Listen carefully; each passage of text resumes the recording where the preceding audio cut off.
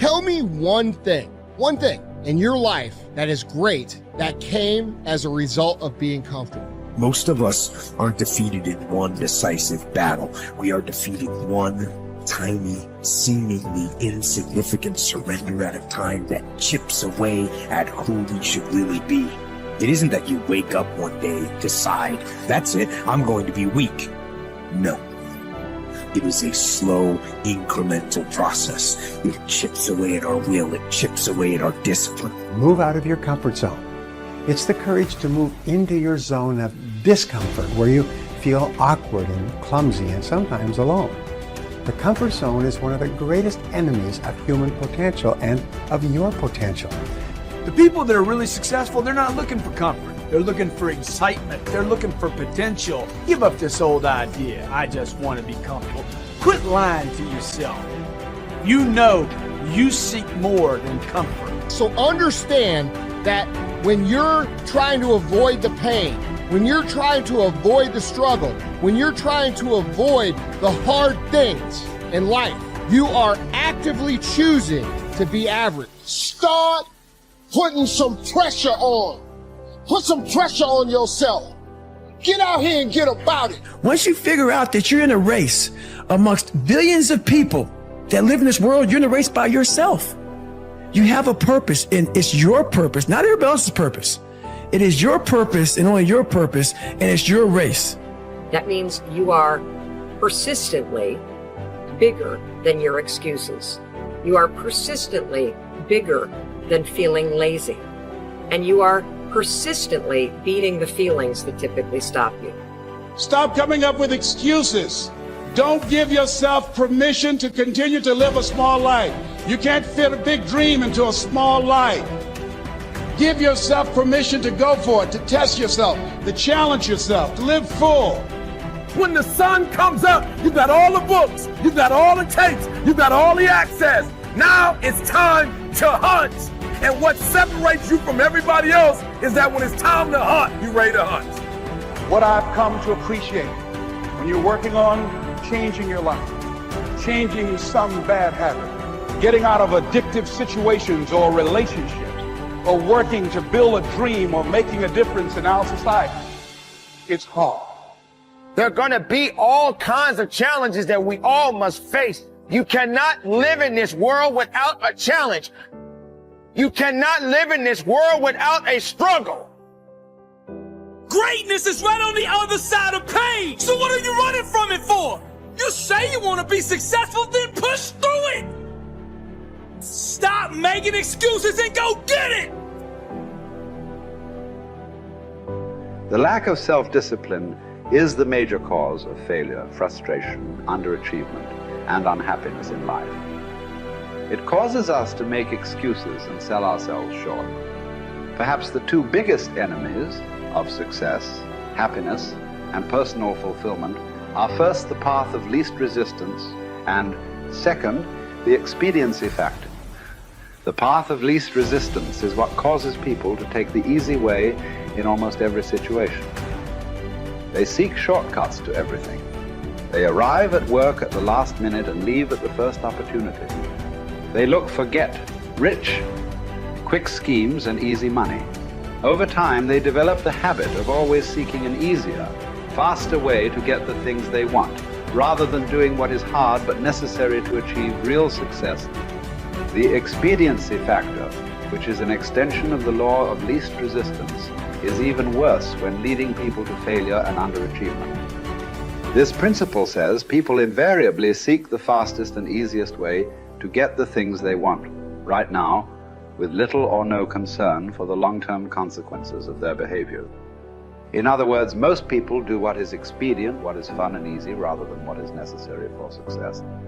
Every day, and every minute of every day, there is a battle going on inside of you between doing what is right, hard, and necessary, like the angel on one shoulder, or doing what is fun, easy, and of little or no value, like the devil on your other shoulder. Every minute of every day, you must fight and win this battle with the expediency factor and resist the pull of the path of least resistance if you truly desire to become everything you are capable of becoming. And then when you see people take on more responsibility and decide that they're going to aim up and confront their suffering honestly and forthrightly, that their lives get better and the lives of people around them get better too. And so that's very strange as well, because it also means that the pathway to less suffering is through suffering, right? And that would be hopeful if the world was constituted that way. It's like, well, there's suffering. How do you make it worse? Run away. How do you make it better? Confront it. Yeah, but it's suffering. It's like, yeah, but it's there. There it is. It's right there. It's a precondition for existence or something like that. And it's like you have something important to do as well. And you confront it, and that's the pathway to transcending it.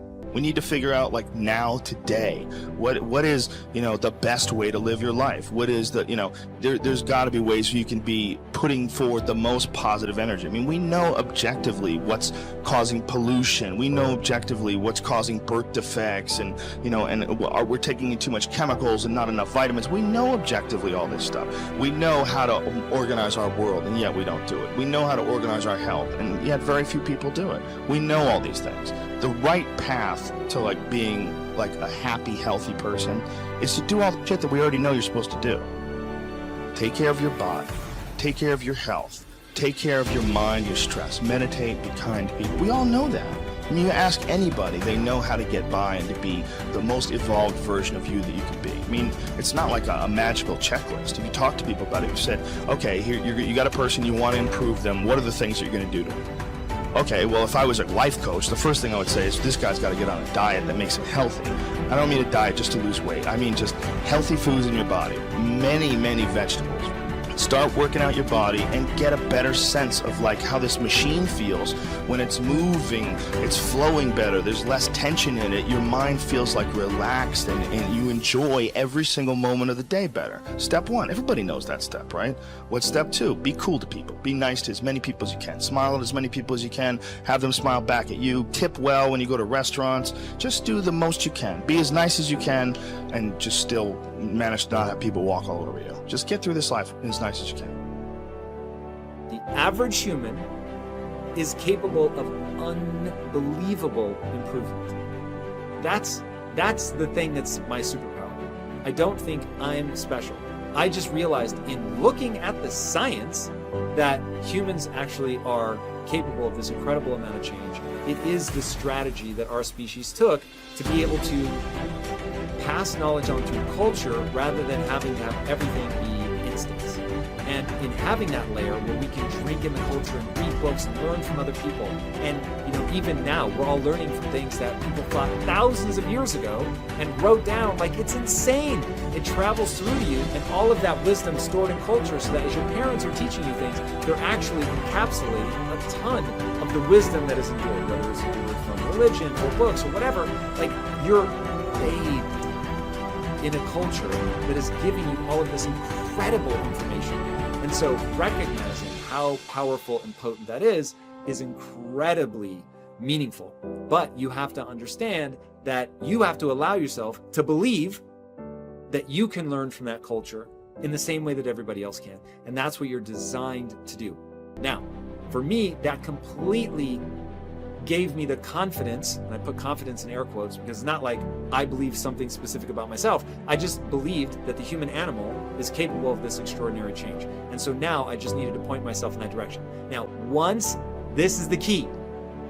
Once I realized that I could get better at anything, it dawned on me that how I spend my time is a spiritual consideration. And I didn't want to die with potential that I failed to turn into skill set. That, to me, that speaks to me. How much of my potential can I actually turn into skill set and get good at this stuff and push and grow and improve? That to me is just this incredibly intoxicating act. So, for me, the discipline, the confidence, all of that comes from recognizing the human animal. Nothing special about me. The human animal is capable of extraordinary change. I'm going to have to put time into doing it, but I'm capable of getting this change.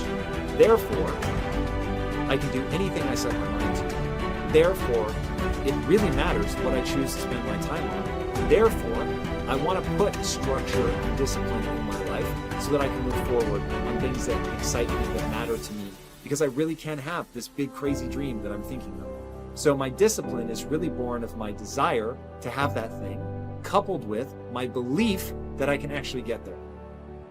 Desire and belief. Get those two things right, and the discipline will take care of itself.